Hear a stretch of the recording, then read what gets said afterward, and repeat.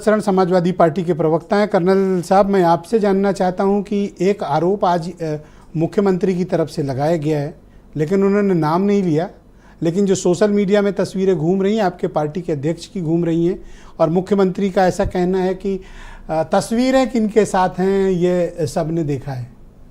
आपका कोई कनेक्शन है आपकी पार्टी का इस व्यक्ति से? सबसे पहले जो वृद्ध महिलाएं और अबोध बालक, सही संख्या तो किसी को पता नहीं है, जो बताया जाएगा वो पता है कि 125 से 150 के आसपास हैं। वो जो अब इस दुनिया में नहीं है, उनको याद करके, नमन करके, और दुआ करूंगा ऐसा दोबारा कभी किसी गरीब के घर में ना हो। अपनी बात आगे रखूंगा। ब्रजेश जी, आपको याद होगा यहीं पर एक बार चर्चा चली थी तो हमने बात किया था कि एक नैतिकता की बात होती है, मॉरल करेज की बात होती है। मैं उसी से आगे आज ले जाऊंगा इसको। एक मॉरल कैरेक्टर भी चीज़ होती है, नैतिक चरित्र, और बहुत स्पष्टता से बताऊंगा कि भगदड़ होने के बाद जो क्रोनोलॉजी अगले 15 मिनट और आधे घंटे हुई, वो हमारे समाज पे, हमारे तंत्र पे, हमारे हर आदमी के चेहरे पे एक थप्पड़ है। भगदड़ होते ही सबसे पहले शासन ने हाथ झाड़ लिए, प्रशासन ने हाथ झाड़ लिए, उसके बाद जो लोकल तंत्र उसने झाड़ लिया, जो कार्यक्रम के आयोजक थे उन्होंने झाड़ लिया, उसके बाद जो नौजवान थे जो कंट्रोल कर सकते थे उन्होंने झाड़ लिया और झोले और चप्पलें उठा के खेतों में फेंक दिए। किसी ने उनकी तरफ नहीं देखा जो कुचले पड़े हुए थे। इन्होंने अपने सेक्रेटेरिएट को एक्टिवेट किया, किसी कमिश्नर को, किसी एडीजी को भेजा। लेकिन सबसे दुखद पहलू क्या है, जब माननीय मुख्यमंत्री जी वहाँ पहुँचे तो उन्होंने सबसे पहले जिक्र किया कि ये किसी का साजिश और षड्यंत्र ही हो सकता है। शासन में आप हैं, सत्ता आपके पास है, LIU आपके पास है, इंटेलिजेंस आपके पास है, चुनाव का फोरकास्ट आप निकाल लेते हैं कि किसको कितनी सीटें मिलने वाली हैं, और ये षड्यंत्र आप पता नहीं कर पाए। 24 घंटे से अधिक हो गए हैं, मुख्य आरोपी तो अभी आरोपी तक नहीं बना गया। मैं ये मान के चलता हूं कि सरकार को ये पता होगा कि वो कहां है, क्योंकि मैं पिछले 10 साल से इस देश में देख रहा हूं, मुख्य आरोपी जब हवाई जहाज से बंबई या दिल्ली से आगे निकल चुका होता है, उसके बाद अखबार में छापते हैं कि वो लंदन चला गया। तो क्या इस सरकार को पता है कि वो लोग अभी हैं कहां, उनके मोबाइल कहां हैं, क्या ट्रैक किए गए, क्या तंत्र ने ढूंढा कि वो लोग कहां हैं? कहीं ऐसा तो नहीं कि संरक्षण दे रहे हों? क्योंकि धर्म अब कहीं ना कहीं राजनीतिक व्यापार इस देश में बन गया है। और क्यों बना है? ना रोजगार है।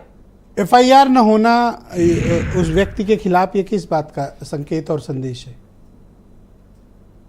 मैंने कहा ना ब्रजेश जी, अभी तो ये उसको मुख्य आरोपी मान ही नहीं रहे।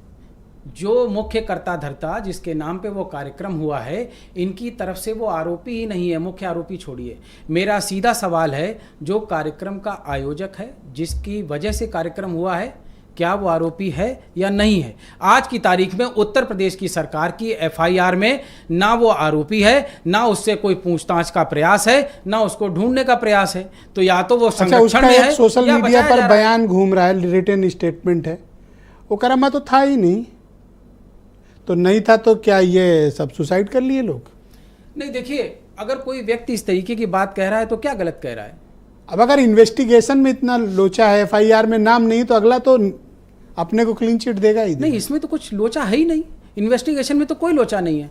साफ साफ हाथ झाड़ लिया ना शासन ने। उन्होंने बोला इसमें कोई साजिश है, और लोगों की फोटो आ रखी है। जो फोटो तो मोदी जी की भी आशाराम जी के साथ पूरी सोशल मीडिया पे सुबह से घूम रही है। इस तरह से मत करिए ना कि किसी के साथ कोई फोटो खिंचा रहा है तो फिर भारतीय जनता पार्टी बताइए, एक लाइन में बताइए, राम रहीम को हमेशा चुनाव के पहले क्यों परहेज कर रहे हैं एक्शन लेने में? आपको क्या लगता है, कारण क्या है?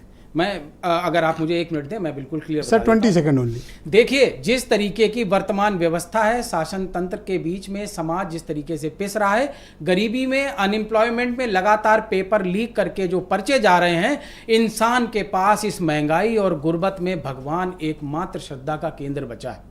तो कहीं ना कहीं आप देख रहे हो कि मैं इसको धर्मांधता नहीं कहूंगा, मैं कहूंगा आदमी के पास ईश्वर के अलावा कुछ बचा ही नहीं है। जो गरीब धर्मांधता एक अलग विषय होता है। मैं पाखंड और अंधविश्वास की बात, मैं इसको, मैं धर्मांधता के विषय को नहीं छूता। मैं कहता हूं ये पाखंड है, अंधविश्वास है।